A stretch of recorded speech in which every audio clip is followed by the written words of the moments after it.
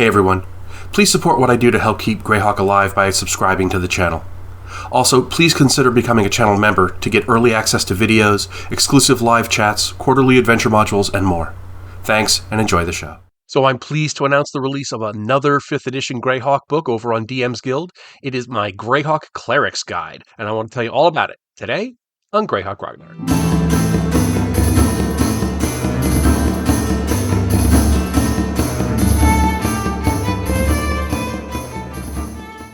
So the Greyhawk Cleric's Guide is the third in my series of 5e Greyhawk books, all available over on DM's Guild. Link will be below. It's the third in the series. This one focuses specifically on the gods of Greyhawk and their religions and their clerics. And just wanted to go over the contents of it real quickly with you. I think this is going to be a really, really great resource, really helpful for any player who wants to play a cleric and doesn't necessarily just want to be a walking healer.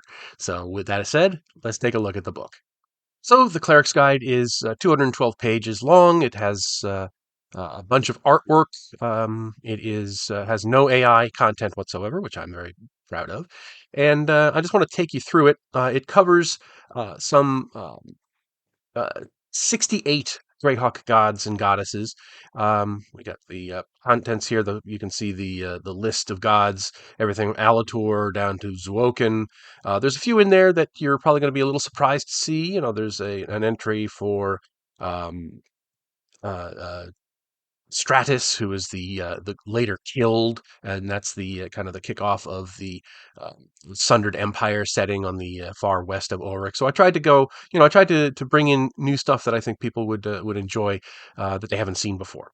And there's the preface, there's an introduction. I like to use give everything like an old school feel, so I harken back to some of the older terms and terminologies. But again, because this is fifth edition, I'm going to update things. I'm going to upgrade things. So in the past, in Greyhawk, there were other names, the Flan names for things like kobolds and hobbits and so forth. And I kind of expanded that. So I included, now there's a word for Dragonborn and Aasimar and so forth, because, you got to keep up with the rules. But I also wanted to keep the feel of the older style of the play. We have an overview of the gods.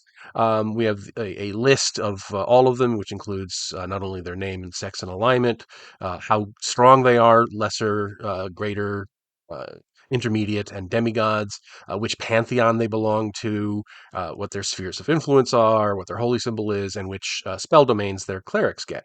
Now, this is in addition to each deity. Their clerics have a unique spell subclass, so that there are 68 cleric subclasses in here, well, 70 total actually, because there's two that are more generic. But each deity has a custom cleric subclass, which is the main feature of this book, is that you get to have very specifically customized cleric characters, which I think is just amazing. And we go through here. We've got spell lists because there are 75 new spells. Mostly are they're cleric spells, but they do, of course, show up. Some show up on druid spell lists, some paladins and rangers and sorcerers and so forth. We have two new generic domains. There's an animal domain uh, uh, for as a subclass, and there's also the death domain as a subclass. And then we go through the different gods, starting with Alatur here, the even-handed. It tells you what pantheon, what alignment, what their sphere is, their rank, and their holy symbol. There's a couple paragraphs of about the god themselves. We have another section on how they are worshipped, and what their temples are like. Sometimes it tells you where in the Flanaess their strong points of faith are. And then it's got a section on the priesthood itself, which is mostly clerics, sometimes druids, um, uh, and so forth. And then for each priesthood, even if you don't choose the specific cleric subclass, you get new channels, either some new channel divinity or divine strike options here. So, for example, Alatur, let your divine strike can give thunder damage in addition. For those clerics who choose the specific domain of the deity, you get some domain spells. You get different things at different levels. So in 5th edition, level 3, you get the bonus spells. You get 2 other minor bennies. Then at level 6, you get something. And level 17, you get something. And I try to end each section with something that's kind of an in-universe, a bit of lore or a saying or a story or a myth or something about that god to kind of give it a little more grounding, make it feel a little more realistic. And some of these you can actually use as jumping off points for for something in the campaign. So I tried to make this as useful as possible. Obviously, I'm not going to go through all 68 of the gods here, but just to give you a quick flip through. We're going through sometimes I have the holy symbols. Depending on whether or not they have them. Like for example, Intabulus has the green eye inside the red diamond and so forth. So we've got a whole bunch of different cool stuff in here. Um, you know, uh, it's intended to be really, really useful for the players who choose to play clerics. It's also very useful, obviously, for DMs because there's a bunch of evil cleric subclasses in here, and they can be used for NPC protagonists and all kinds of good stuff. So, and then as we go on, we've got new spells. Okay, here are the spells. So we get spell descriptions. They're your standard stuff.